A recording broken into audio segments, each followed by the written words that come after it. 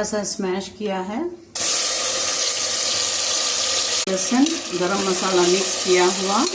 को ज़्यादा फ्राई करना है क्योंकि हम ये मसाला स्मैश किए हैं, इसलिए దీంట్లో మిరియాల పౌడర్, ఎర్రమిరపకాయలు, ధనియాల పౌడర్, కొబ్బరి పౌడర్ అంతా కలిపేసి ఉన్నాను నేను అన్నమాట।